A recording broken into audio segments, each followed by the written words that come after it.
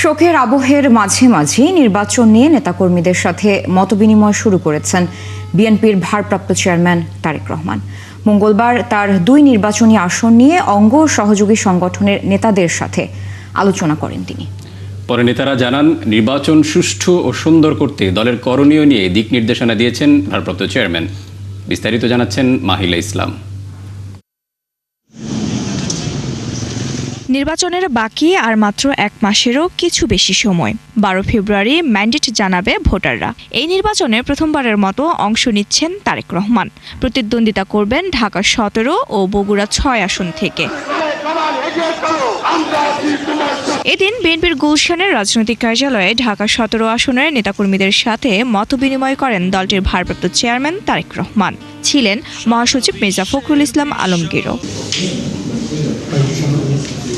পরে নেতারা বলেন, নির্বাচনকে কেন্দ্র করে নানান দিক নিয়ে কথা হয়েছে। সাংগঠনিক কি অবস্থা আছে না আছে দেখতেছেন, কারণ উনি এই তৃণমূল পর্যন্ত হয়তো সরাসরি কথা বলতে পারেননি এতদিন।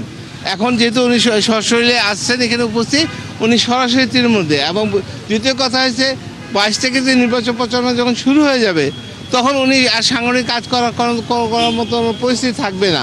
এটা তো আমাদের চলমান একটা কর্মসূচি। এটা হলো যে সংগঠনকে গতিশীল করা, সংগঠনে কোথাও কোনো দুর্বলতা থাকলে সেগুলোকে ঠিক করা এবং সাংগঠনিক কার্যক্রমগুলোকে জোরদার করা, মূলত এগুলোটাই নিয়ে বসা। যুবদল ও ছাত্রদলের নেতারাও ছিলেন এই মতবিনিময়ে। সংগঠন দুটির নেতারা জানান, শীর্ষ নেতার কাছ থেকে দিক নির্দেশনা পেয়েছেন তারা।